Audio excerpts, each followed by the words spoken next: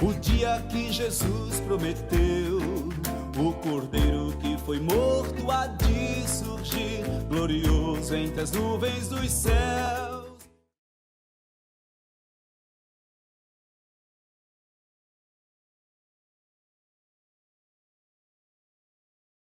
A igreja do pastor Carlos é uma igreja realmente muito envolvida no trabalho do Senhor, inclusive ali onde funciona um dos polos da PEC, o curso da PEC anual. O pastor Joelson é nosso missionário lá no Rio de Janeiro, ele vai dar uma das oficinas hoje à tarde. E também chegou o reverendo Josué, ali, reverendo Josué, por favor, eu apresentei de manhã, mas a mãe Lídia, tanto aqui, acho que eu já falei das que estavam aqui, né, da Maitê, da Heredina e da... Eu não sei qual era a outra que estava aqui, já me fugiu da memória, mas o pastor Josué, ele é capelão do Mackenzie, ele vai estar falando sobre o fantoche apologético. Ele é inseparável do Barnabé, o seu boneco. Às vezes o Barnabé é mais conhecido que o Josué, né? É uma alegria, ele já tem estado conosco em outros congressos. A Lídia, naquele assunto da criança deficiente, bênção ou maldição, ela vai estar conduzindo esta oficina. E o pastor Joelson sobre ensinando a criança a defender a verdade. Louvamos a Deus pela sua vida, pastor, que Deus o abençoe. Ele é professor lá, tem dado palestra por toda parte, ele é formado pelo Seminário do Sul e está realmente nos abençoando com a sua presença aqui. Eu vou passar a palavra para o pastor Carlos para nos conduzir. Vamos orar para que esse momento seja um momento realmente de grande bênção para nós, enxergando realmente o desafio que é preparar as nossas crianças para os tempos difíceis. Senhor Deus e amado Pai, estamos mais uma vez aqui juntos diante do Senhor e, ó Deus, daquela maneira que só o Senhor sabe e pode fazer, venha falar aos nossos corações, à nossa mente. Nós estamos assim diante do Senhor, pedindo que irmão Carlos, pastor Carlos, seja realmente um instrumento nas tuas mãos, usado pelo teu Espírito Santo, de tal forma que aquilo que o Senhor deseja alcançar em nós, nos equipando para melhor te servir, seja realmente realizado, unicamente para a honra e glória do Senhor. Pedimos as tuas bênçãos sobre esse momento aqui, no nome precioso de Jesus. Amém. Amém. Obrigado, pastor. Deus abençoe a todos. O meu bom dia aos queridos irmãos que estão chegando, aos que estão aqui. Eu quero externar a alegria que eu tenho de estar aqui, viajando ontem à noite para cá. Cheguei, não consegui participar da programação da noite toda, porque cheguei já na hora do jantar, muito cansado, sem tomar banho. Quando cheguei aqui já estavam dizendo amém. Mas eu estou muito feliz de estar aqui. Tenho acompanhado o trabalho de vocês já há bastante tempo, lá no Rio de Janeiro, os congressos que os irmãos têm realizado, através do pastor Joel, Renato e outros, né? Eu tenho participado, participei o ano passado, inclusive, como um dos preletores, e agradeço os convites que a mim são feitos. Eu não sou realmente alguém com a especialização da área, com a mega, hiper, ultra formação da área, mas eu sou um esforçado ali na igreja, no trabalho com as crianças, alguém dedicado às crianças e ao trabalho com a educação. Eu comecei meu ministério na primeira igreja de Campo Grande como pastor adjunto, né? Eu fui auxiliado do pastor José Laurindo, ali na primeira de Campo Grande, durante 5 anos e meio, e trabalhei exatamente com educação, Ministério de Educação, Juventude e Terceira Idade. E ali, obviamente, procurei especializar, fazendo pós-graduação em outras áreas, e o que descobri é que você trabalha na prática, não é? Envolvido no ministério, desenvolvendo o ministério e trabalhando com aqueles que trabalham. Você vai criando soluções. Saí para ser missionário no Mato Grosso do Sul, estive em Campo Grande, eu só fico em Campo Grande, não é? Saí de Campo Grande, PIB para CIB Campo Grande, fiquei lá na CIB, na Mambaí, em Campo Grande, Mato Grosso do Sul, durante 5 anos. Lá também trabalho dedicado como titular às crianças, né? À educação, aos jovens, aos idosos, às famílias. E quando o pastor Laurindo saiu para ser pastor na PIB Niterói, acabei voltando para o Rio de Janeiro, a igreja mandou comprar de volta o passe e pediu, volta, pastor, socorro, porque precisamos organizar a igreja. Estou vendo meus queridos aqui de São Basílio, alguns queridos do Rio de Janeiro, meus queridos ovelhas lá da PIB Campo Grande, conheci alguns irmãos aqui da CIB de Campos, a irmã Laila e outros que estão aí presentes. É uma alegria ver os irmãos e irmãs aqui. Eu também fui da segunda de Campos, de 79 até 88, lá estive né, como ovelha do pastor Joelcio, o tempo também do pastor Heber Silva. Irmãos, com muita alegria quero tratar de um tema que a mim foi encomendado. Esse tema já vem desde o ano passado, solicitado pela PEC a minha pessoa, e o texto que quero passar com os irmãos de pé é a segunda carta de Timóteo, capítulo 3, versículo 1.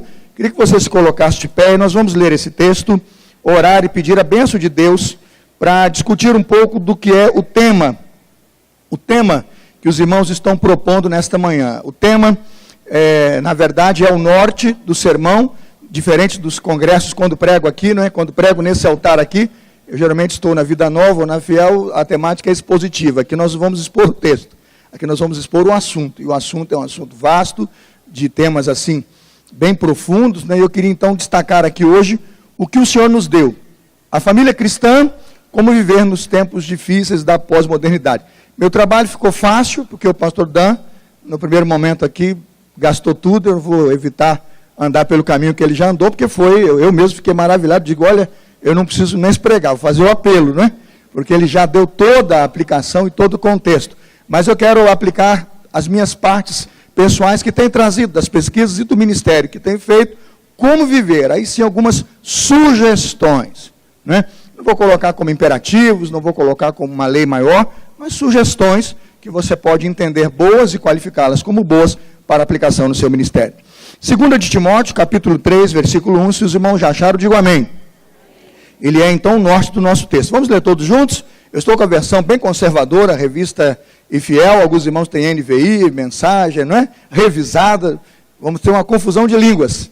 Mas o importante é que você vai entender o que Deus tem dito a respeito desse texto do apóstolo Paulo a Timóteo. 2 Timóteo 3:1, vamos todos juntos? Sabe, porém, isto, que nos últimos dias sobrevirão. Senhor, nós estamos de pé diante do Senhor, que é o autor e consumador da nossa fé, para entender, ó Deus, o que significam os últimos dias e os tempos trabalhosos que estão, ó Deus, narrados pelo apóstolo Paulo ao pastor e jovem, pastor Timóteo, quando estava sendo orientado, ó Deus, a enfrentar com resignação, com resiliência, com submissão e com obediência os tempos difíceis do ministério, da igreja, tempos difíceis na família. Como está no contexto do texto, homens muito de temperamento difícil estariam se levantando, pessoas com comportamentos estranhos estariam vivendo neste tempo, e obviamente tudo isso afetaria as famílias, as igrejas, as cidades, as realidades, ó Deus, urbanas, sociais, culturais e filosóficas de um povo. Permita, Pai, que hoje tenhamos a lucidez de tratar desse assunto com simplicidade, com objetividade, mas aplicando, Senhor, essa verdade aos nossos corações. Tem misericórdia de nós, não nos deixa aqui órfãos, mas que Teu Espírito Santo seja o selo capacitador aqui, a abrir as nossas mentes e os nossos corações, para que, ouvindo a palavra, possamos recebê-la como boa palavra em nossos corações e aplicá-la em nossos ministérios. Assim oramos, em nome de Jesus. Amém. Irmãos, podem sentar-se.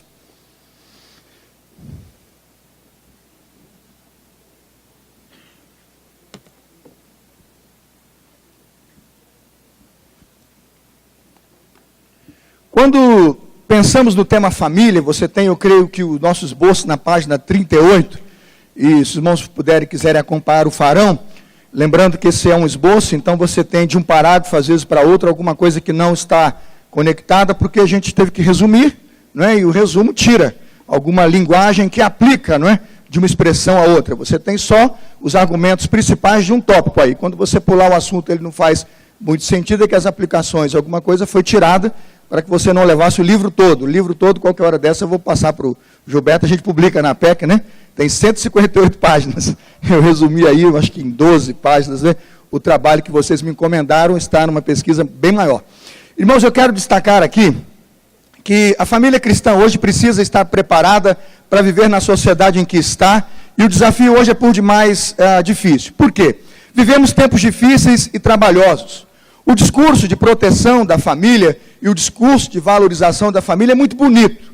Eu tenho certeza que você já leu em todos os lugares os documentos políticos do seu país, que é o nosso país, ou de outros países, até das Nações Unidas, textos que vão dizer que a família é por demais importante. Eu cito aí nos slides que estão à frente, de que a família é a base mais importante para toda a sociedade. Isso é o discurso. Não há coach, não há treinador, não há filósofo, não há professor que se apresente na universidade ou defendendo a sua tese que não comece dizendo isso. Família é muito importante, é ali que o ser humano desenvolve sua identidade, né? Ali o indivíduo tem seus vínculos sanguíneos e tal. E começamos com os grandes historiadores falando da família, dos tempos antigos, desse elemento de grande importância para que tenhamos organismos sociais, jurídicos, muito bem pautados e equilibrados. No entanto, na verdade, o que entendemos é que precisamos saber o que de fato esse indivíduo que pronuncia a expressão família tem em mente quando a palavra então ele usa. O que significa família para esse indivíduo? Como ele pensa a família, como ele crê a família, quais são os preceitos éticos e morais pelos quais ele então norteia a sua existência e a sua convivência em família. Na Declaração dos Direitos Humanos, está lá, completando seus 70 anos, no dia 10/12 de 1948, quando ela foi distribuída ao mundo e promulgada ao mundo, diz lá, a família é o elemento natural da sociedade e tem direito à proteção da própria sociedade e do Estado.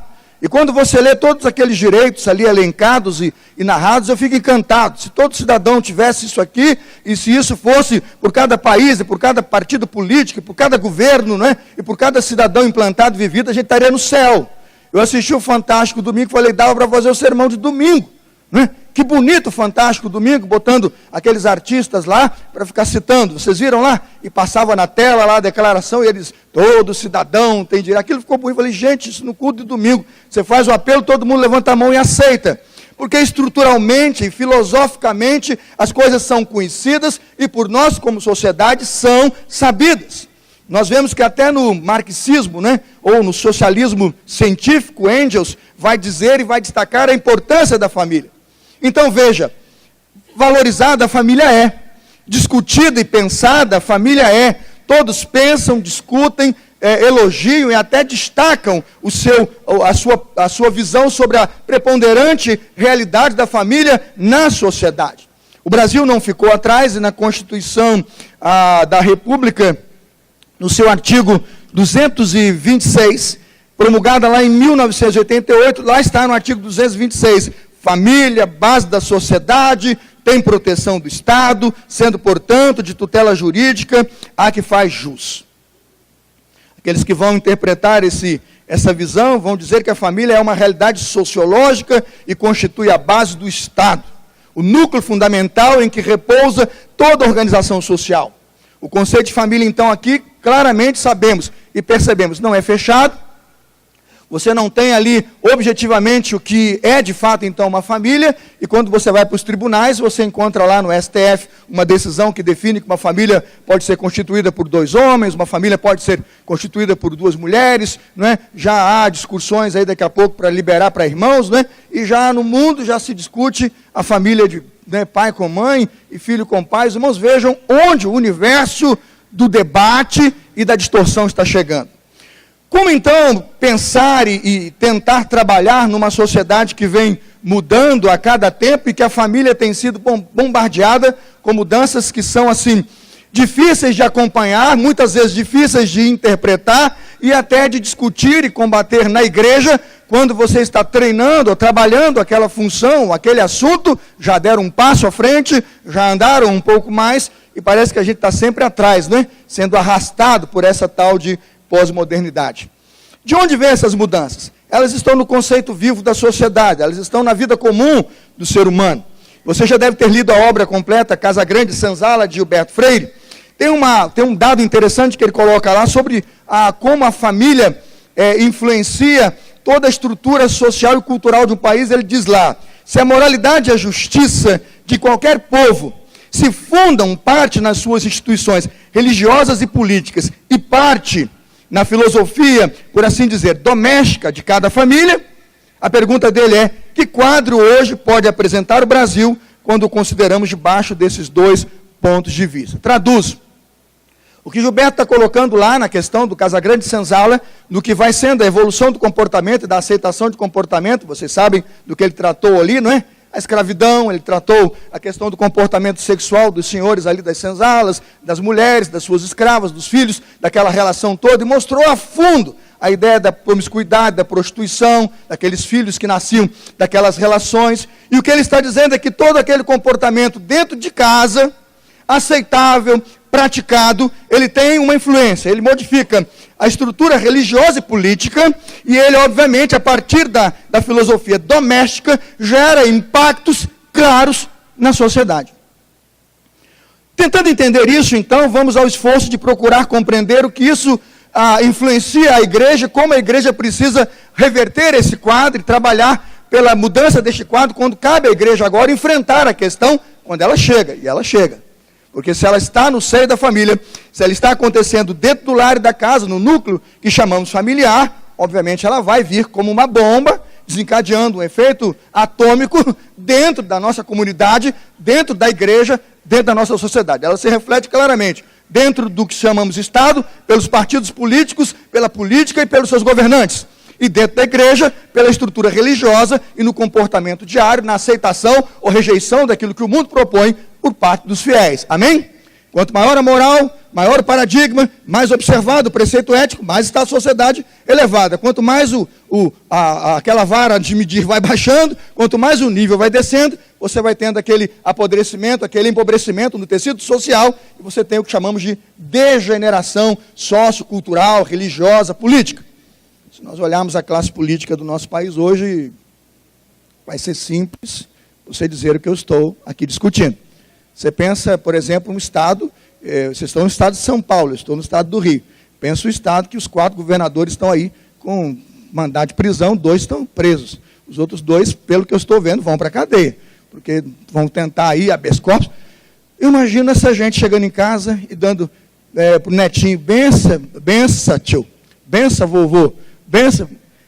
Qual é o modelo que essas crianças estão recebendo? Qual é o valor que essa geração está recebendo? Você entende o que eu estou dizendo? Você acha que esses governadores, que esses políticos não têm filhos, não têm esposa, não têm genros, não têm noras? Ao contrário, estão todos aí, correndo para cá, visitando. O que eu estou dizendo é que todo o nosso empobrecimento, toda a nossa degeneração cultural, sócio-espiritual, e o que seja, ela está diretamente impactando as crianças, os lares, as famílias, e como uma bomba, impactando o quê? A igreja. Nenhuma nem 2 vezes eu estou no gabinete lá atendendo, e chega um, e outro, e como fácil, e eu me envolvi, eu aceitei, eu para não perder o emprego, assinei, e você tem que instruir o indivíduo, orientar o indivíduo à luz de um preceito, de um valor, que com o tempo ele perdeu e na vida dele já não existe. Quero citar as questões contemporâneas, destacando então que o apóstolo Paulo nos preveniu a viver e a entender, em que ele diz, nos últimos dias sobrevirão tempos terríveis. Que tempos são esses? Se cremos na Bíblia como palavra de Deus, entendo que não há nenhuma desordem no governo de Deus, e Deus então nos alertou e nos preveniu a viver este tempo. Daniel capítulo 12, versículo 4, vai afirmar claramente que no fim dos tempos, até o fim dos tempos, muitos correrão de uma parte a outra, e diz o texto, a ciência se multiplicará. O pastor aqui estava dizendo que o tempo todo ele em algum lugar, e a filha, acho que na Nova Zelândia, ele fica olhando na tela e vendo sua filha. Quem pensava isso anos atrás, não é?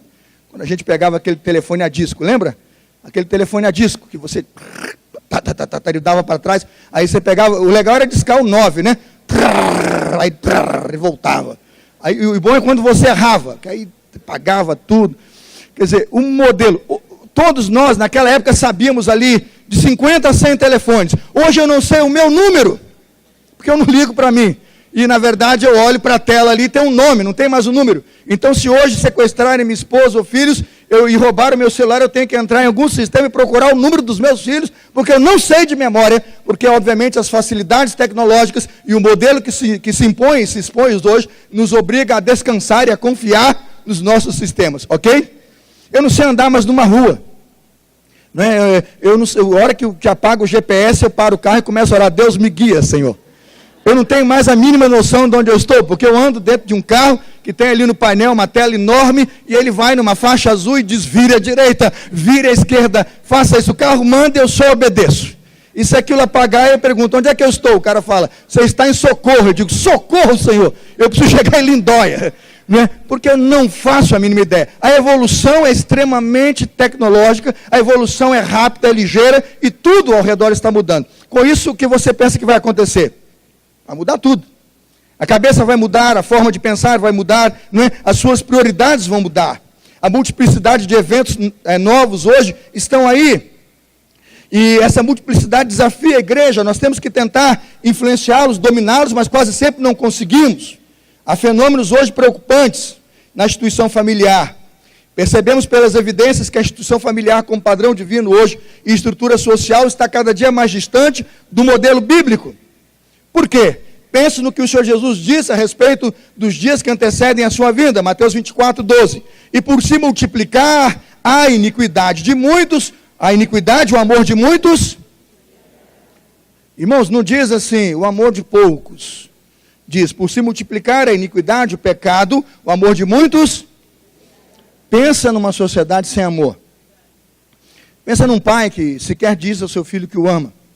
Pensa numa filha que nunca ouviu do pai que a ama. Pensa num marido que não diz que ama a esposa nunca, né? Ao contrário, se coloca como um bom provedor, né? Alguém que então, tendo recursos, estudo, né? Bens, imóveis, acha que a família está plenamente satisfeita com tudo que ele tem oferecido.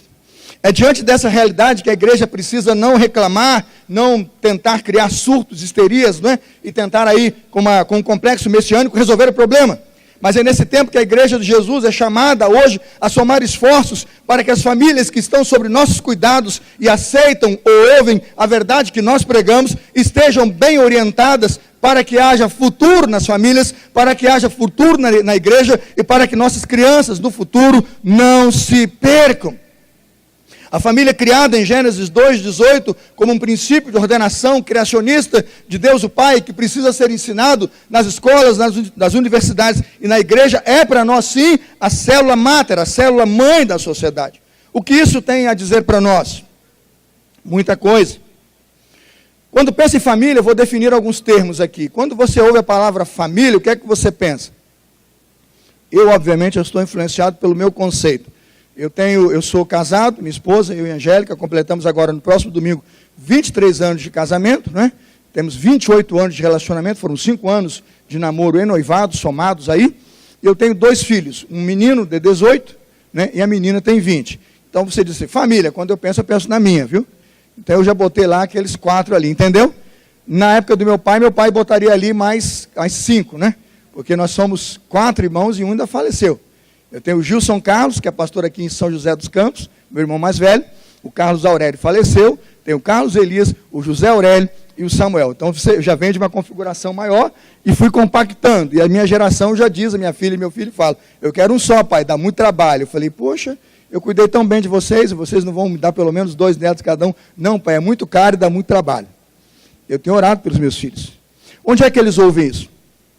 Onde é que eles impõem esse esforço e passa-se a eles esse sacrifício? Porque a sociedade, de alguma forma, ela tem construído e tem objetado os conceitos de família como nós os conhecemos. Quando estudamos na Bíblia e usamos os textos sagrados, temos conceitos de família como, o primeiro deles, eu coloquei aí, Bait.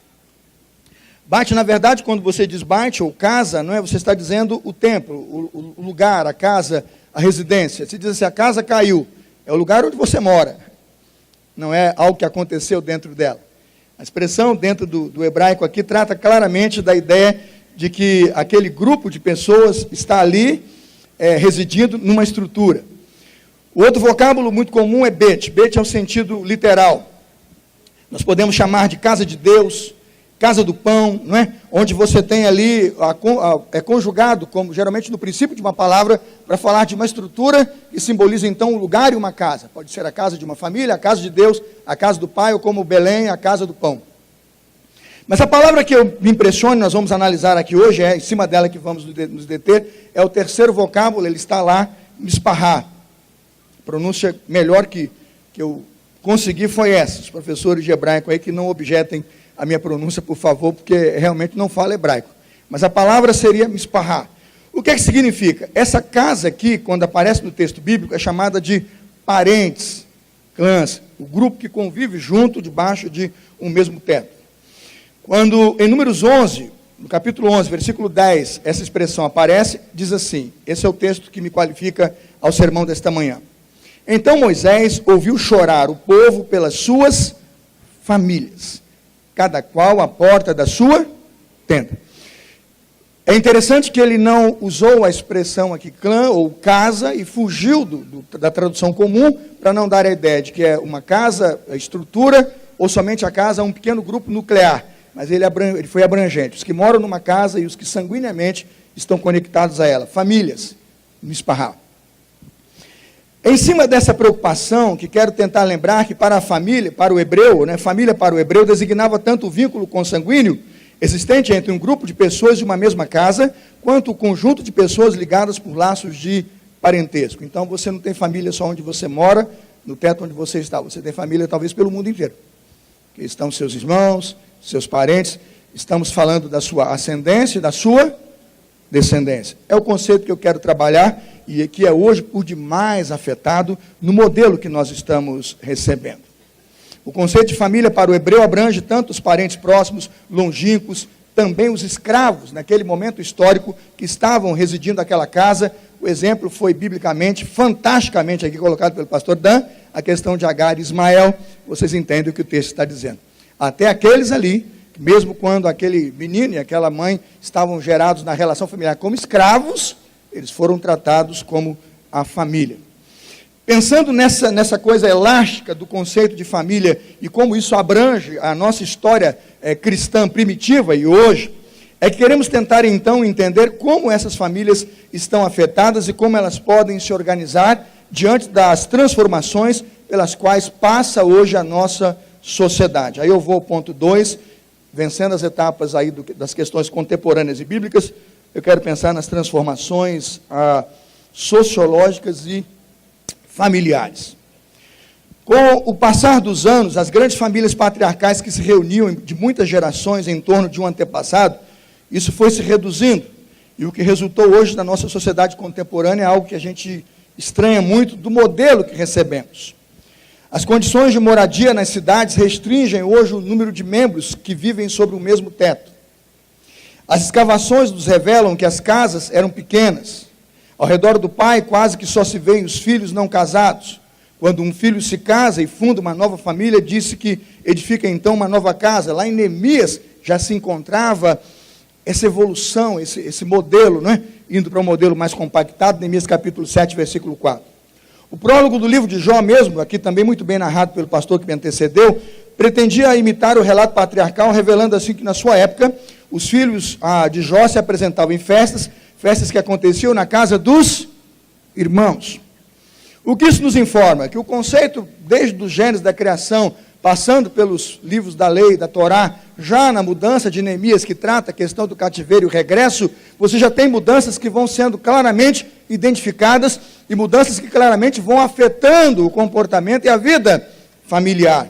Quem é que nunca viu ilustrações como esta da família grande?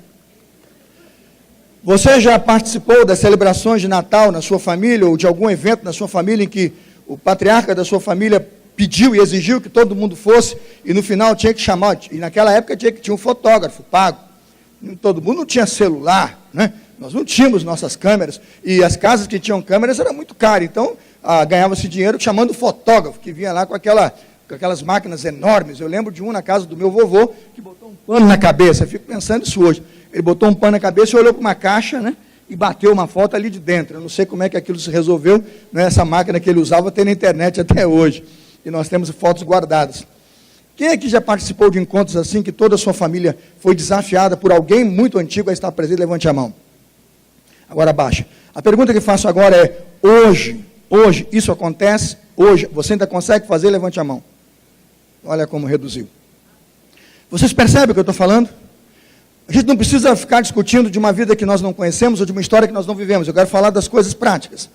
De tudo que nós estamos perdendo quando permitimos, e nos deixamos influenciar por comportamentos que vão mudando, e não brigamos e não zelamos por coisas que têm valor, que na minha visão, irmãos, deveriam ser valores imutáveis, valores eternos e perpétuos, mas nós estamos negociando isso com essa nova história de comportamentos.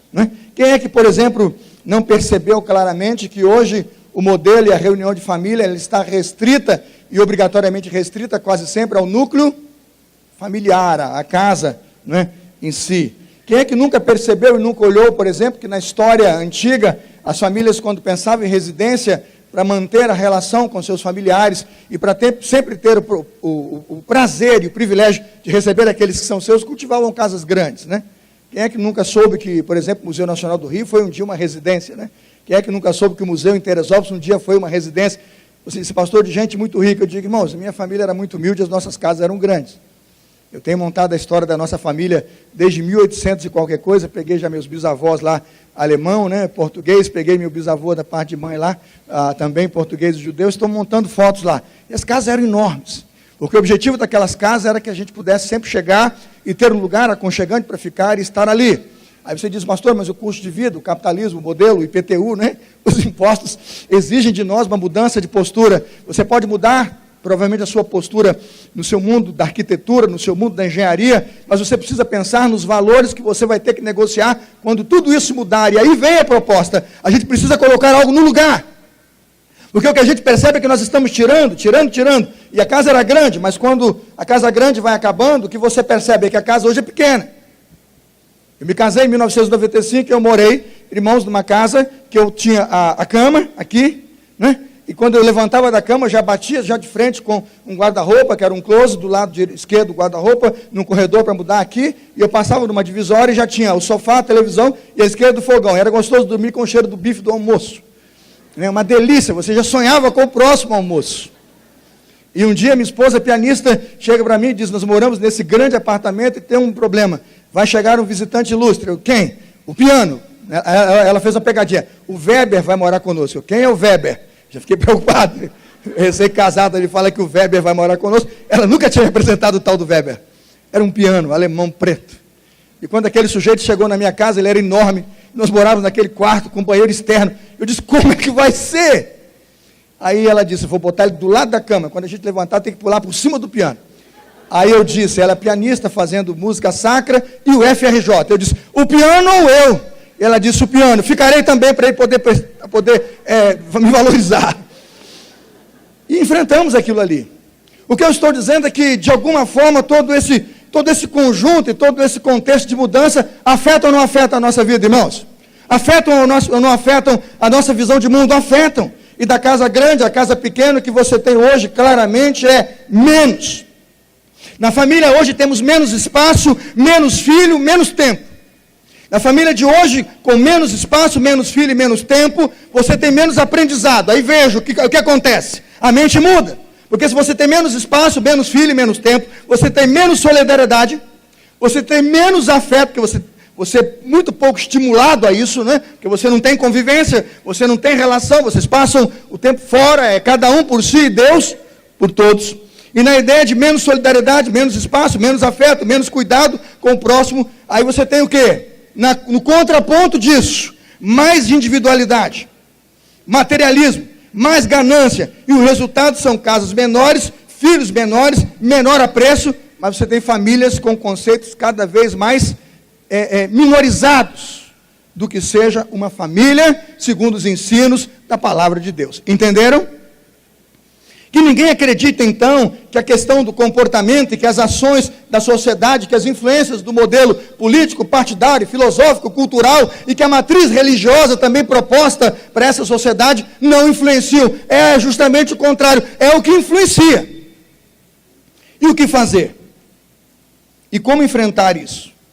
Na etnografia, aqueles que estudam a história da família, era simples. Bastava dizer e discutir o que a família é. E discutiu-se, então, o que a família é. A família é dividida no que chamamos de matriarcado, família nuclear, família matrimonial, né? Eu não vou aqui destacar aí todas elas ponto por ponto, eu coloquei no seu material, acho que essa pesquisa aqui, neste momento, não é necessária. Vocês já passaram por isso inúmeras vezes, quem não passou, passará a ver aí o que está dito. Então, se você for olhar pela etnografia, você vai dizer, bom, categoriza o tipo, descobre o que é e sobrevive. É muito mais do que isso, irmãos. É muito mais do que dizer e receber lá no seu gabinete uma família anaparental e entender como é a sua família anaparental. Ele diz, eu sou o pai e moro com minha filha. Não é este o sentido que precisamos estudar, entender e compreender. É perceberam que aquele pai, que está solteiro agora, não chegou nem a se casar, teve uma filha com alguém da vida, que deixou aquela filha aos seus cuidados, e tem que, com ela, criar e constituir um valor que naquele momento da história deles, eles não conhecem. Quando entendemos então que aqui defendo o conceito de família e temos como passar isso como proposta à sociedade que está em vigor, é aqui então que entra o desafio da igreja, o desafio dos pastores, o desafio da APEC, o desafio da sociedade que está vivendo nesse tempo chamado pós-modernidade, aqui muito bem colocado pelo pastor Dan, onde absolutos não são mais contados, onde, como disse a sábia filósofa, como é que é a atriz americana, né? Cada um tem a sua verdade, a Ofra. Cada verdade, a verdade cada um tem a sua. E é interessante que a gente na igreja agora, não, você precisa respeitar isso, não é assim? No mundo da intolerância, né? Não, você tem que ser mais tolerante. Ele tem a verdade dele, você tem o quê? A sua. E nesse modelo chamado de tolerância, nós somos imbuídos a não expor, ou não difundir, ou não praticar, e não instruir as pessoas no que chamamos de verdades absolutas. O que isso implica, então, como proposta hoje na pós-modernidade? Salmo 11, versículo 3, eu queria que você lesse comigo e procurasse responder a essa pergunta, e aqui já partimos ao terceiro ponto, e vamos caminhando nesse terceiro ponto as aplicações que vão ser a conclusão dessa mensagem. Vamos ler juntos? Se os fundamentos... Essa é a grande pergunta. A proposta pós-moderna é retirar a base, irmãos.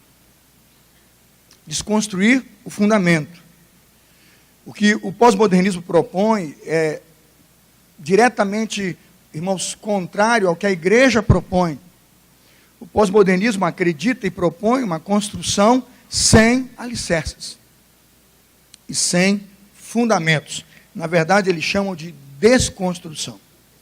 Se isso for retirado, e se isso for afastado de cada um de nós, e das famílias e da igreja, nós perderemos a única coisa que podemos crer, que é a base de tudo aquilo que nós queremos, o alicerce pelo qual estamos fundamentados. Aí entra, irmãos, o desafio da igreja, de nosso ensino, de nossa sociedade, dos pastores, enfrentarmos com a igreja uma batalha, uma guerra hoje que é bastante difícil de enfrentar, tamanha as tecnologias, os processos, eu diria até os saberes que estão aí sendo debatidos e discutidos, até porque o saber do lado de lá está quase sempre maior evidência, e ocupa quase sempre maior tempo de mídia, pois eles são mais aceitos, né? Ou muito melhor, assim, propagados. Quem é que não deve ter visto ontem? Eu estava viajando, eu estava no carro, eu fiz umas 7 horas de viagem do Rio aqui, devido ao trânsito, mas quando cheguei aqui à noite, abri ali o meu telefone, estava lá a nota do presidente eleito, de tristeza por pessoas que estão humilhando a nova ministra da Família, ministra da Cidadania, porque testemunhou de sua fé, porque testemunhou dos valores que crê. Tudo isso, pelo que eu entendi, eu não vi a matéria com muito respeito, mas falando de quem ela é, e o que virou aí a rede social de humilhação pública desta mulher, e é essa a sociedade que quer falar de intolerância, percebe? É essa sociedade hipócrita que quer falar de intolerância. Eu não estou aqui dizendo que eu concordo com o que a ministra lá está propondo, até porque eu não sei qual é o projeto dela, eu não faço política no púlpito, viu? O que eu estou dizendo é que a gente olha para alguém que relatou o seu testemunho de fé, me parece que é pastora de uma igreja quadrangular, é o que eu sei, e quando ela dá o seu testemunho de fé, ela é linchada publicamente em rede nacional. Não foi por uma TV, não, pelo que eu vi ali. Todas as TVs estão humilhando e criando um constrangimento à pessoa daquela mulher. O que isso significa? Dr.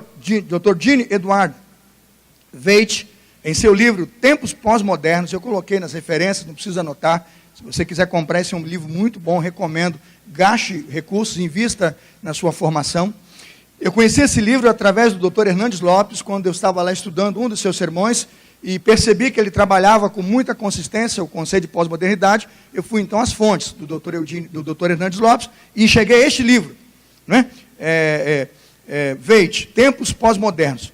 Lá no capítulo 13, recomendo, se puder ler e estudar a fundo, ele trata essa questão dizendo quando são destruídos os fundamentos, o que fazer? Quando tudo conspira para tirar o seu chão, para puxar o seu tapete, para que a sua casa seja de certa forma, incentivada a ruir, a desmoronar, o que fazer? Aí ele trabalha de forma magnífica e simples, aquilo que nós não podemos vender como sendo difícil, ou de valor impossível, não, aceitável, praticável, execuível, dentro do nosso universo. Mateus capítulo 7, 24 a 26, o que ele está dizendo? Nós precisamos construir sobre fundamentos sólidos, porque os fundamentos estão sendo destruídos. Ele coloca, deixa eu voltar então, ele coloca em Mateus 7, 24 e 26, que precisamos, de certa forma, valorizar o fundamento da palavra de Deus e edificar a nossa casa não sobre a areia, mas sobre o quê? A rocha. E é importante dizer que nós estamos lutando com armas igualitárias, porque é simples, é clássico, o exemplo que Jesus ensinou. Eu, educador cristão, na PIB Campo Grande, ministro auxiliar ali no Rio de Janeiro, do Ministério de Educação, um dia convidado pelo pastor Laurindo a pregar num culto infantil, eu não tenho linguagem nenhuma para pregar para criança. Eu falo para todo mundo, eu sou incapaz, eu tenho orado, Deus me ajuda, por misericórdia, porque é difícil.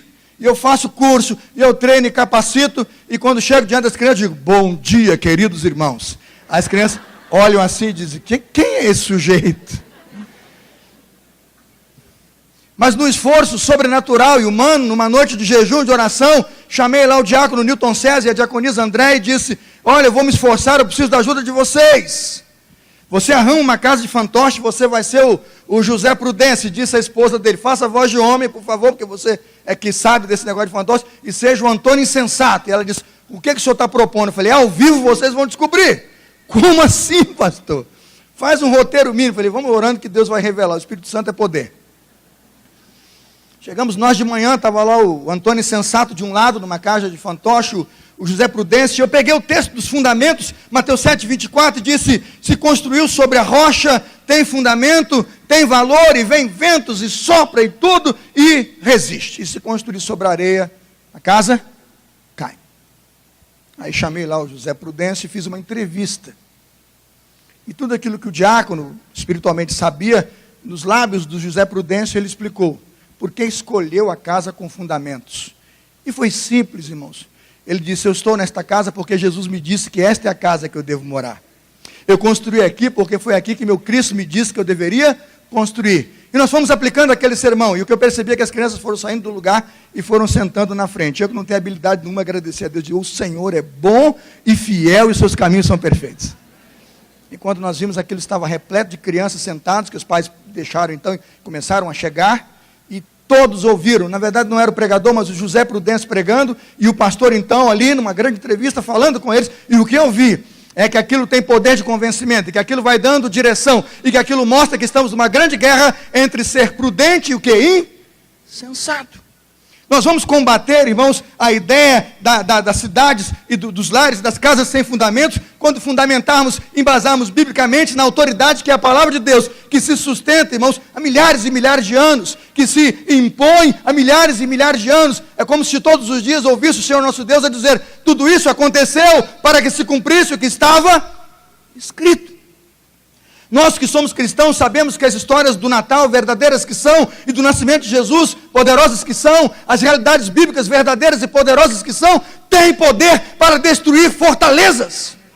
Quando nós trouxermos de volta o fundamento, e quando nós recolocarmos na prática o que é a palavra de Deus, e o que a Bíblia é, crianças, pais, adolescentes e adultos estarão sim numa crise medonha, num conflito medonho, mas nesta batalha terão a sua única chance de salvar as suas vidas. Porque se ganhar a sua vida por amor de mim, vai ganhar. Mas se perder a sua vida por amor de mim, vai ganhar. É preciso perder a vida, sim, por amor a Jesus, para ganhar a sua própria vida.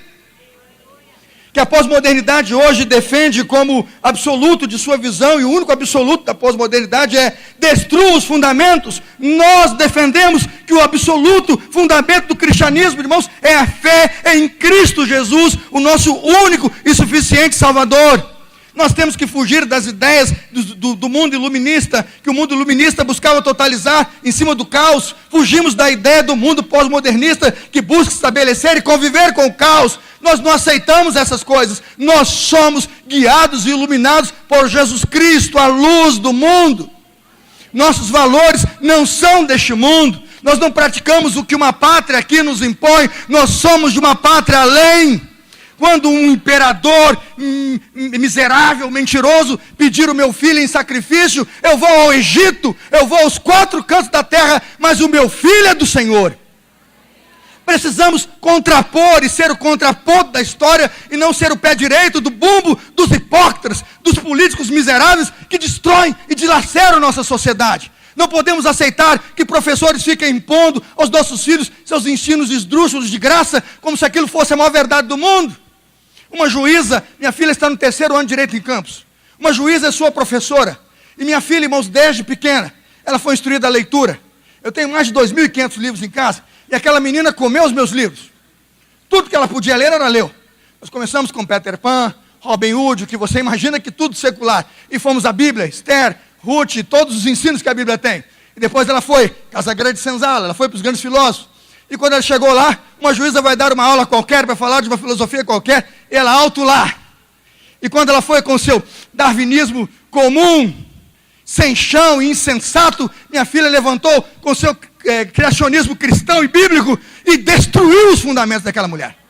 Aquela mulher me liga, porque ela me deu, eu queria conhecer o pai daquela menina, muito prazer, sou eu, Carlos Elias. Olha, eu nem concordo com o que ela crê e nem concordo com o que ela pensa. Mas graças a Deus encontrei alguém naquela sala que pensa e crê naquilo que pensa. E ela defende o que pensa com grande convicção. Hoje minha filha é estagiária na sala dessa juíza. Ela comprou o passe da menina. Ela comprou o passe da menina. Está lá na sala dela. Falei, essa é a moça com quem eu discuti. Falei, essa baixinha que ligou para mim. Falei, que baixinha encrencada. Foi transferida agora para Duque de Caxias. Minha filha vai perder a companheira. Elas não caminham juntas na visão, por enquanto. Porque, na verdade, o que eu percebi é que ela arruinou com os fundamentos daquela mulher. Porque aquilo que ela crê, irmãos, não a pode sustentar. No dia em que ela fizer 70 anos e a sepultura tombar, eu digo, a sua história morre lá. A da minha filha vai para a eternidade, em nome de Jesus, amém. Precisamos hoje enfrentar essas questões com solidez, com ensino verdadeiro e bíblico, para combater tudo aquilo que que com muita sutileza e muita assim, simplicidade vai se alinhando com a igreja. Eu queria citar aqui o pastor Jorge Linhares, obviamente porque é um dos poucos livros que trata do assunto, não é? Eu não estou aqui dizendo que é o único a tratar disso, mas um dos poucos que consegui, e ele diz assim, sobre a questão das famílias sólidas. O predomínio de um humanismo ateu e anticristão nas escolas e nos meios de comunicação hoje é real. A maioria das escolas despreza, o pastor já falou sobre isso de manhã, eu vou repetir, né? Despreza valores morais, integridade, tudo que apoia aquilo que é reto e justo. A quase totalidade dos educadores acredita que o homem vem da onde? Misericórdia do animal. Defendem atitudes que prejudicam a mente e o corpo. Drogas, amor livre, rebeldia, desobediência aos pais, hoje é o que é ensinado e praticado nas escolas. Você diz assim, pastor, o senhor está citando a fonte teórica de um livro, não é? Sim. Mas eu posso dar um exemplo prático disso. Eu fui a um retiro de carnaval este ano com a minha juventude, passei lá apenas 2 dias, dos 4 dias que lá eles estiveram com eles, e fui um dos pregadores. Estava na piscina, irmãos, e fiquei encantado com uma jovem bonita, que eu até bati no meu filho e digo, essa candidata é minha nora, viu? E ele, para pai. Uma moça bonita, com os cabelos bonitos, né?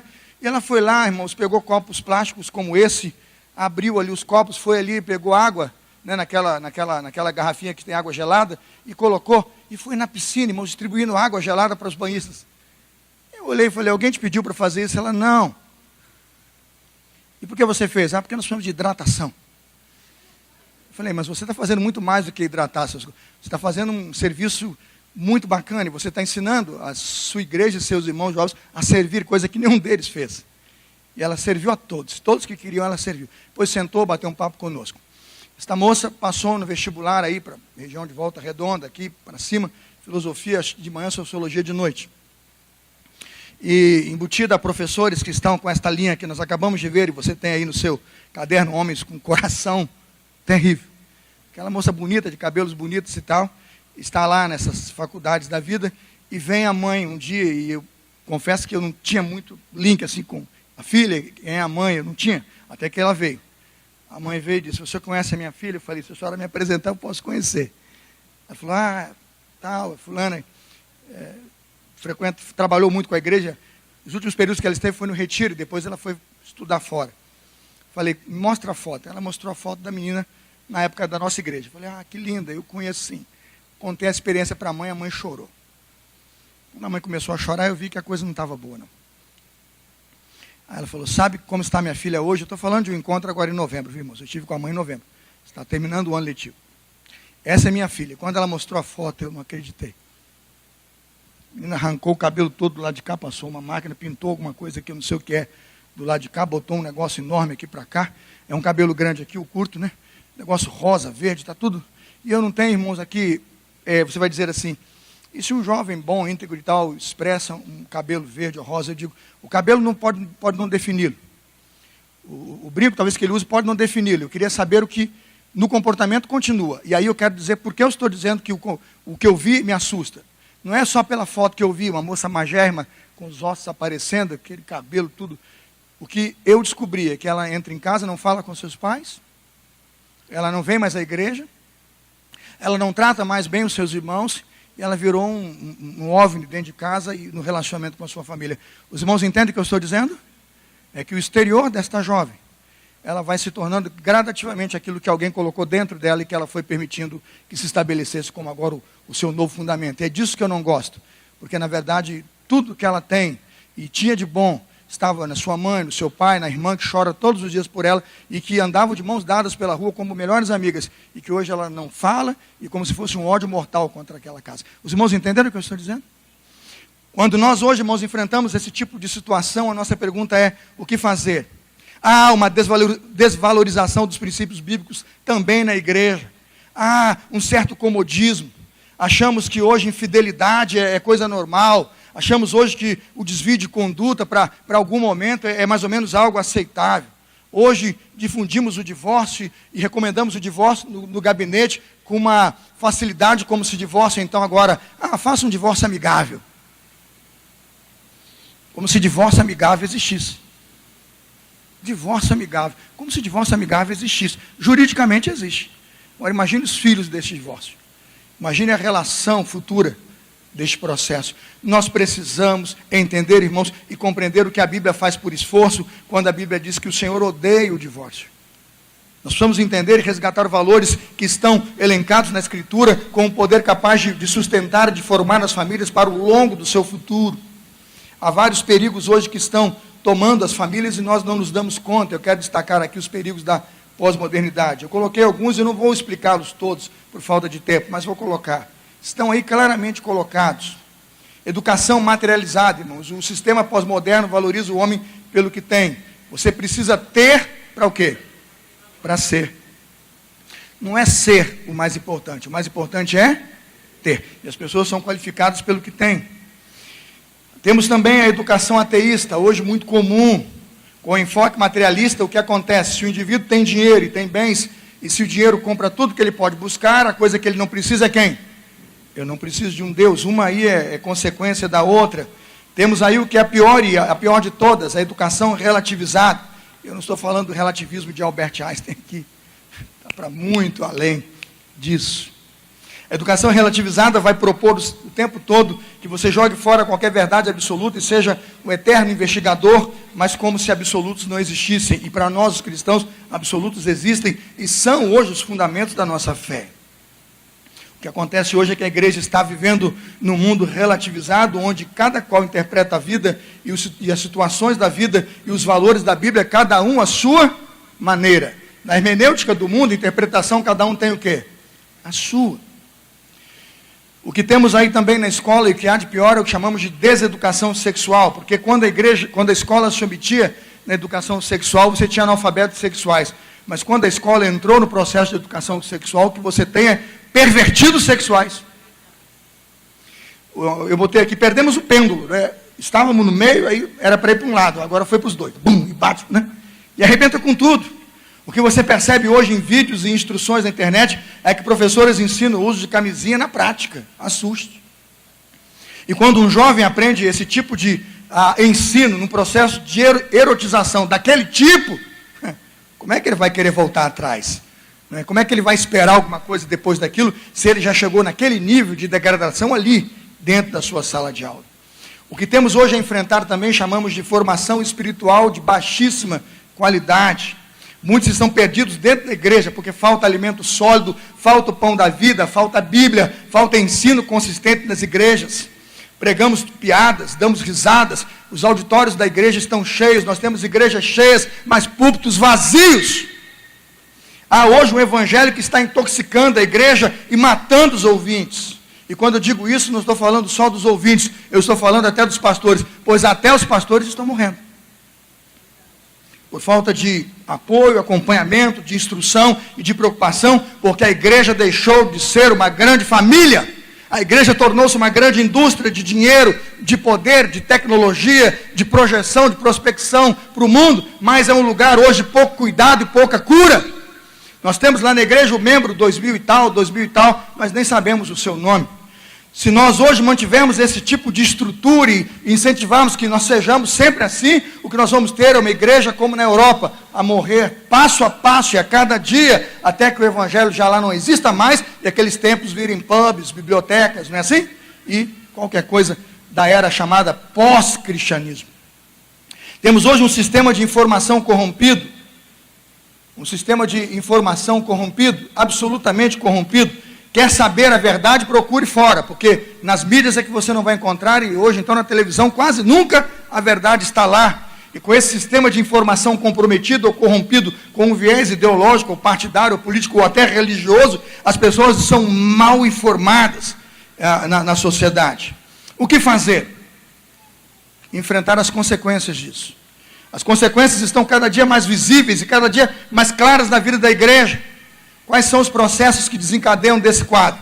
Doenças o quê? Doenças mentais e... Está aí, irmãos, para quem quiser ver.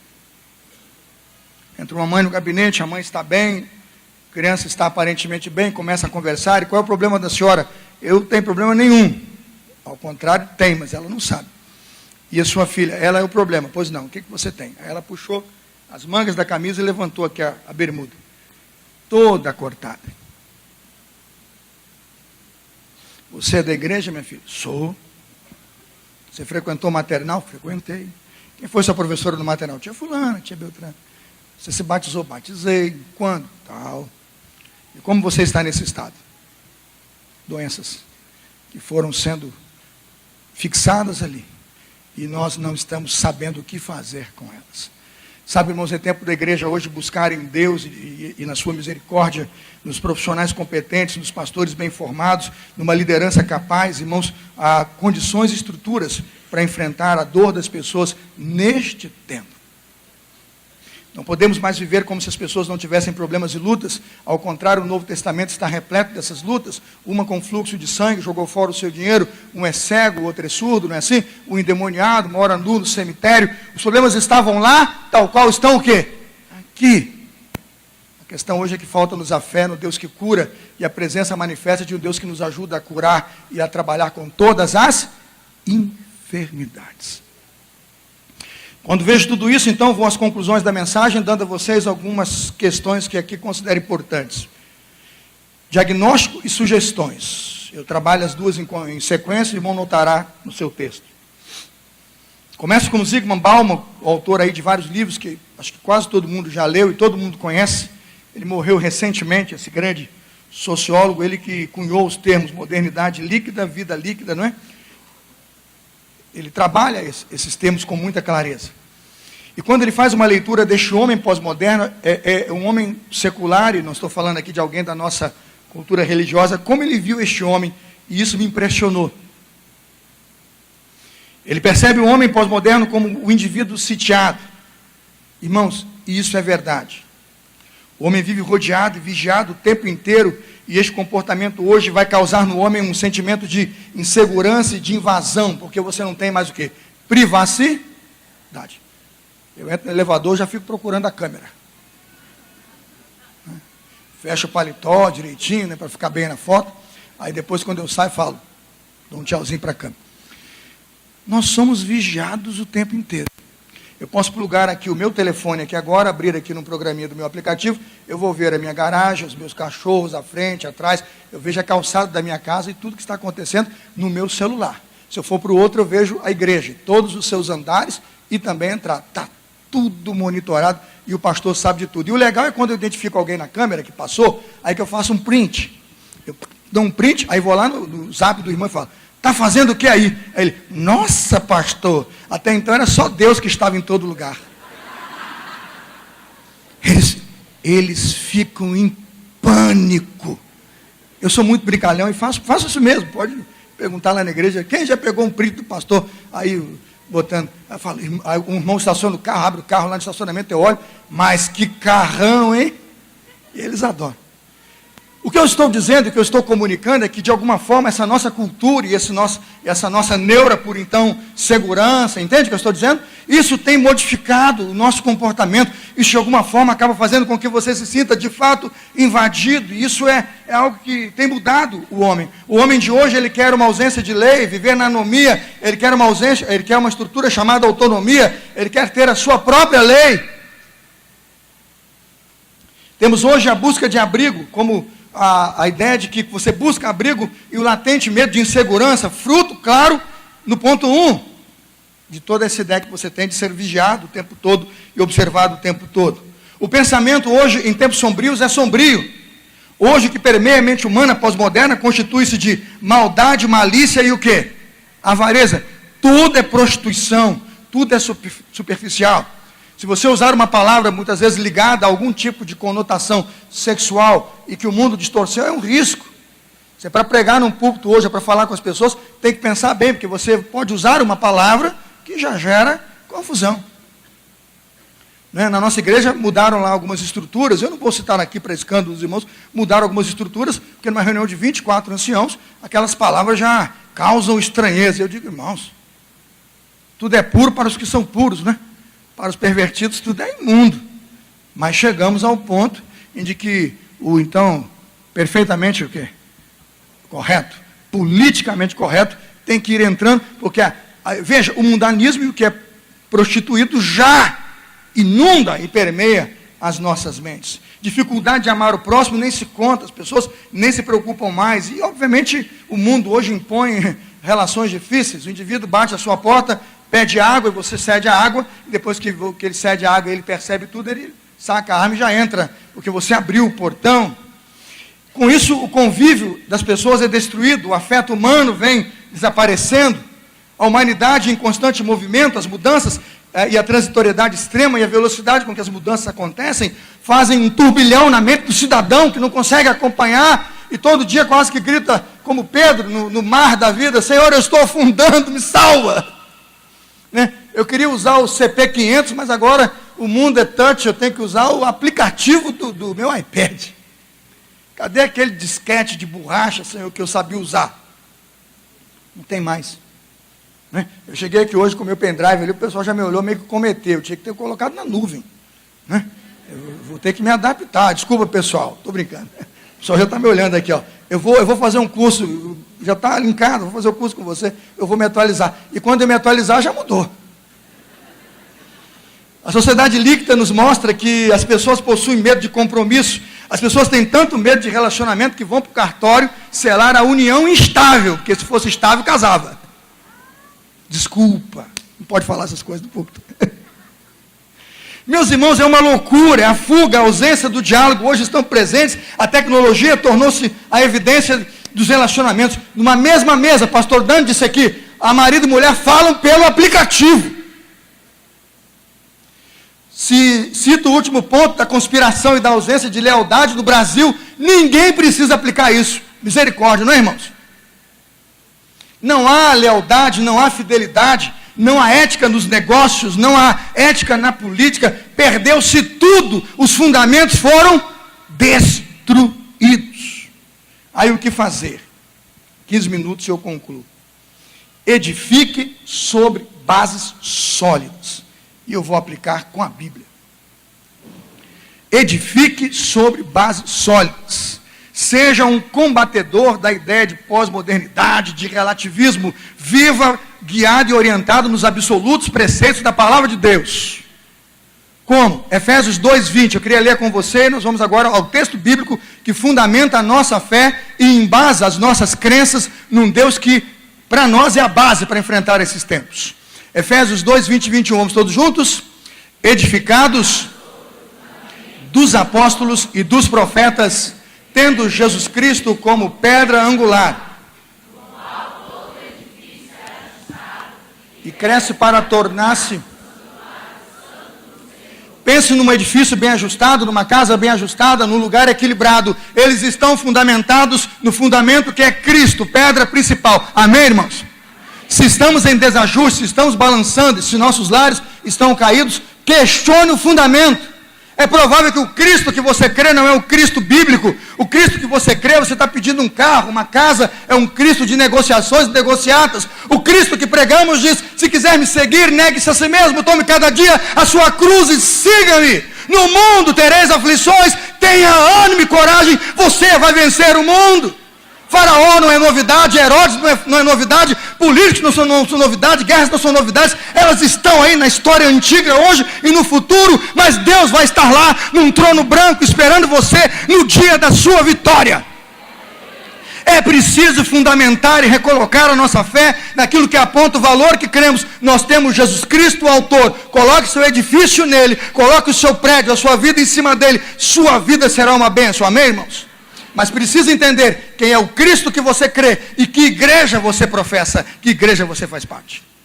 Não pactuo com o evangelho vendido ou comercial, não pactuo com o falso ensino ou com os falsos profetas. Você precisa erguer e defender numa apologética bíblica e verdadeira a palavra de Deus. Até as crianças podem fazer. Tem seminário agora com o pastor Joelcio, um dos pastores mais capacitados que eu conheço, que trabalha com crianças da minha igreja. Vai falar agora à tarde. Ensina seu filho a defender os absolutos da verdade, com valor e autoridade.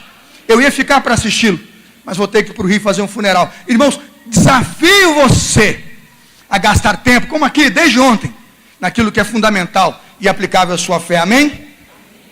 Segundo texto que deixa aos irmãos, 1 Coríntios 3, 10 e 11. Está na tela, vamos ler juntos? Conforme a graça de Deus que me foi concedida, eu, como sábio construtor, lancei o alicerce, e outro está construindo sobre ele. Contudo, veja, 11, porque ninguém...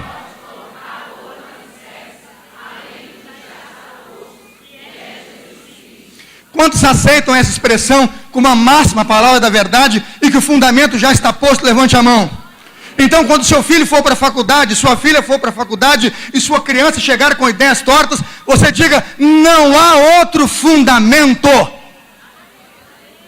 Eles que explodam o seu mundo, e se Deus não tiver misericórdia, vão morrer lá, mas nós vamos passar para a eternidade com um mundo sólido, de base bíblica e muito bem fundamentado, porque nosso fundamento, nossa base está posta e ninguém há de tirar de nós, amém, irmãos?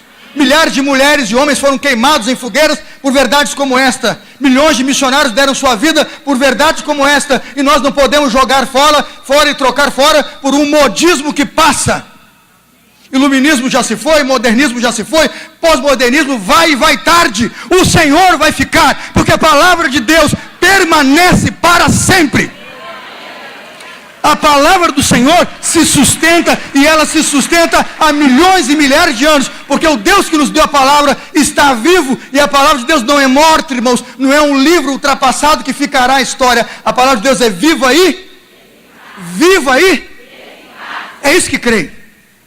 É nesta verdade que sustenta a minha igreja, é nesta verdade que pauta o meu evangelho. O que fazer então? Quais são as medidas corretivas e preventivas que precisamos tomar aí?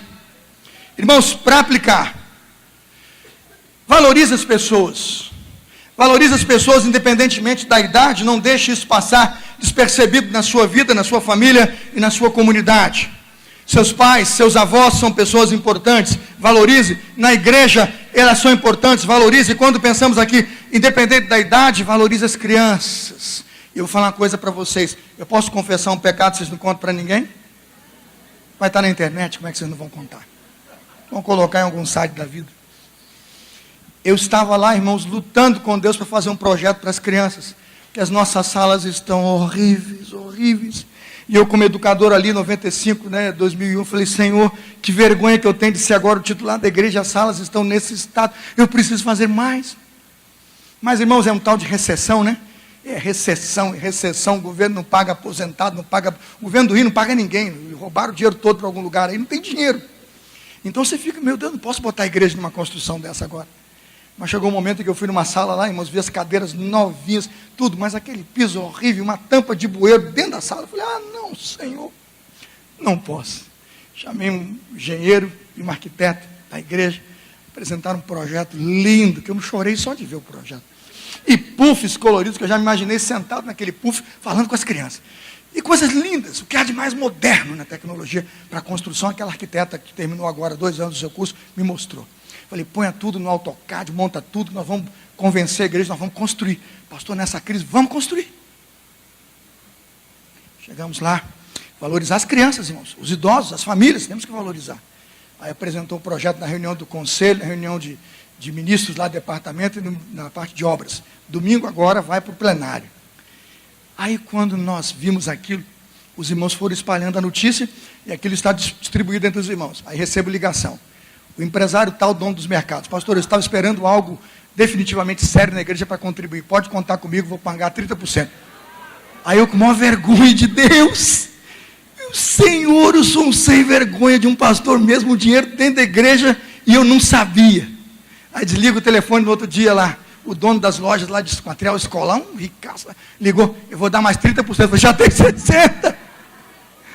Aí daqui a pouco liga mais um, eu falei, agora vai ligar todo mundo. Eu falei, eu vou reformar o prédio inteiro.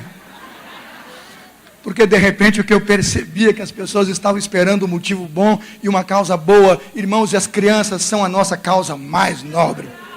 E a minha meta é em março agora entregar aquele lugar reformado.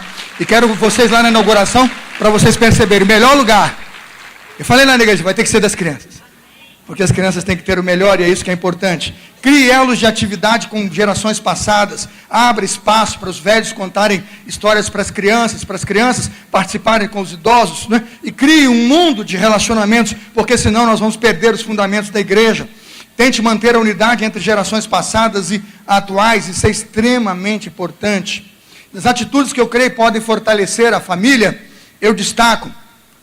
O que é velho, irmãos, para muitos ultrapassado, mas é atual e contemporâneo. Realize culto doméstico regularmente. Mantenha Deus na sua casa e um culto a Deus no seu lar. Eu botei um pequeno grupo na minha casa, e enquanto tudo isso acontece, é maravilhoso ver a minha filha na cozinha, cortando bolo para servir aos convidados, o meu filho no portão, arrumando e atendendo os carros que vão entrar para o nosso estudo nas quintas-feiras à noite, quando temos um pequeno grupo, e o que eu vejo é que eles aprendem com esse serviço, e aprendem conosco, que a nossa casa é um lar para a propagação do Evangelho de Jesus.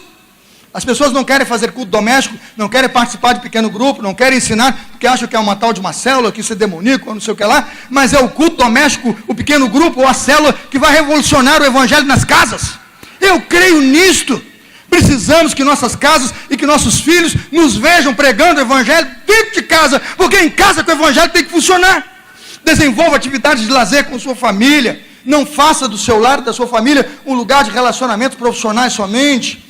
Envolva sua família em trabalhos voluntários e ministeriais da igreja, para que eles aprendam solidariedade na prática, não nos livros. Faça visitas regulares aos seus parentes e ensine aos filhos o valor parental. Conte a história. Mostrei a foto quarta-feira para o meu filho, do meu avô, no colo dos meus bisavós.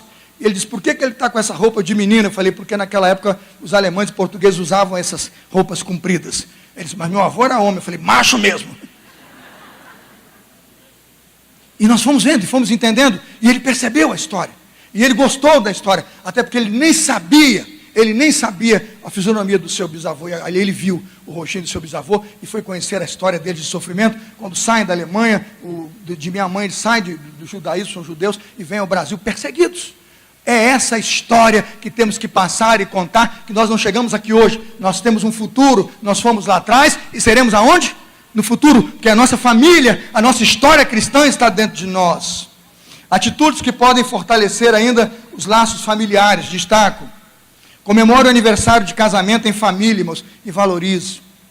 Achei assustador mais lindo quando o pastor disse que tinha 500 e tantos. Aí eu quase morri. Eu falei, esse cara aqui é aqueles americanos que foi congelado, descongelado. Eu fiquei preocupado. Não, eu fiquei preocupado. Ele falou de casamento, falou 500. Eu disse, estamos diante daquelas múmias que foi ressuscitada.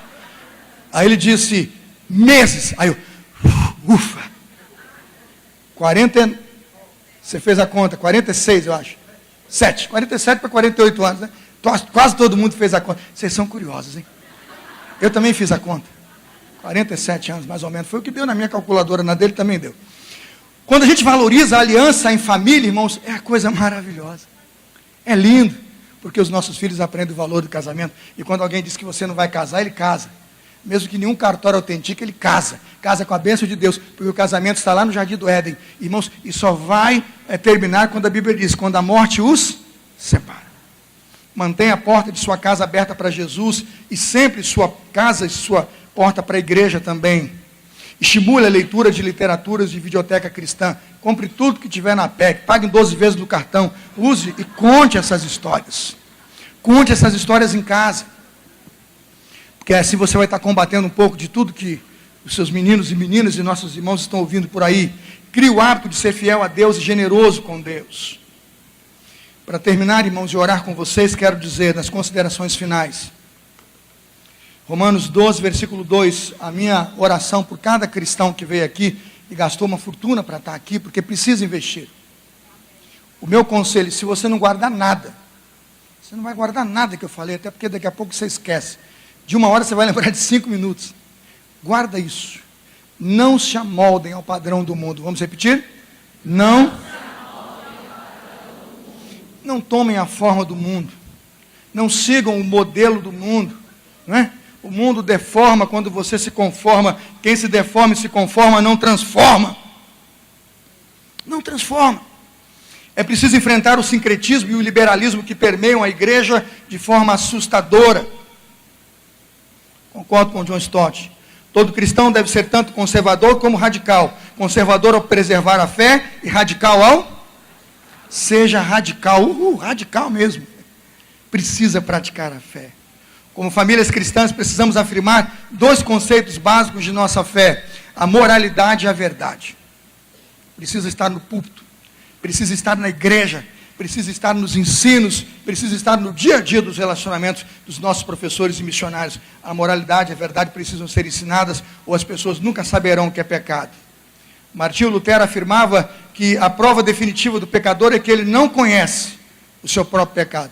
Por isso é um pecador não arrependido e um pecador não remido, porque ele não conseguiu ser confrontado com o seu pecado. Mas quando você expõe a ele a lei moral de Deus, ele sabe que é pecado. Amém, irmãos? Não furtarás, não adulterarás, não cobiçarás, não terás os teus deuses. E ele vai lendo aqueles preceitos morais, ele olha e diz, Jesus, tem compaixão de mim, porque eu sou o quê? Um pecador, eu habito no meio de um povo de lábios impuros, Senhor. Precisamos fazer com que as pessoas se sintam confrontadas e inconformadas com o seu pecado. Não conformadas, inconformadas. As pessoas têm que chorar pelo seu pecado, ter vergonha de Deus e pedir, toca-me, Senhor, para que o meu pecado seja tirado. É tarefa do Evangelho 1 e 2, proclamar a lei de Deus, para que pecadores tenham convicção de seu pecado. E proclamar a graça de Deus, para que pecadores sejam alcançados pela salvação que está em Cristo Jesus. Qual é a função de nós, mensageiros do Senhor? Proclamar o Evangelho de Jesus, anunciar o Evangelho de Jesus. A pergunta que oro e termino: quando os fundamentos estão sendo destruídos, o que você pode fazer? Quando estão bombardeando os seus alicerces, o que você pode fazer? Fique de pé. Todos de pé nós vamos orar. Orar mesmo. E crer naquilo que nós podemos crer. E confiar naquilo que nós podemos confiar. Se tentarem tirar o alicerce, se quiserem tirar o fundamento, eu tenho uma recomendação, está no último slide. E eu termino aqui. Salmo 11:4. Foi a recomendação, quando a pergunta foi feita, a resposta o próprio salmista deu. Ele pergunta, ele responde. Tem o último slide aí? Não sei, esse.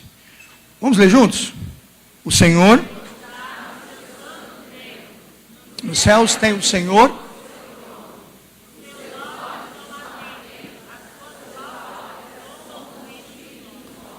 Quem crê nisso, diga amém. Não há falta de fundamento para a igreja. E não existe igreja, não pode existir igreja que não tenha fundamento. Porque o Senhor está no seu santo templo, amém? Deus está aqui, você crê? Então não tem por que eu não sair para lutar, irmãos. Porque somos mais do que vencedores. Mais do que vencedores. Por aquele que nos... altura, profundidade, morte, presente, passado, por vir. Não pode. Contra um amor tão grande que está em cada um de nós. Que o Senhor abençoe você a enfrentar tempos tão difíceis com fundamentos tão sólidos. Em nome de Jesus. Amém. O Senhor abençoe esta geração que até esta hora me ouviu, foi tolerante comigo, ó Deus, num discurso tão longo aqui, mas peço, levanta esta geração, como soldados, como disse o apóstolo Paulo, combati o bom combate, é uma guerra, Senhor, é um combate, mas a igreja tem alicerce sólido. Que cada pai, mãe, filho, professor, pastor, missionário, irmão aqui, possa ajudar a sua igreja nessa grande e difícil caminhada, nessa terrível guerra, ó Deus, quando soldados lutarão inflamados pelo Espírito Santo contra principados e potestades que se estabelecem nas regiões celestiais. Fortaleça a sua igreja. Salva nossas crianças. Ó Deus, cura e resgata nossos pastores. Anima nossos missionários. É nossa oração. Em nome de Jesus. Amém. Que o Senhor a todos abençoe e capacite. Muito obrigado pela tolerância. Avancei. O dia que Jesus prometeu, o cordeiro que foi morto há de surgir, glorioso entre as nuvens dos céus.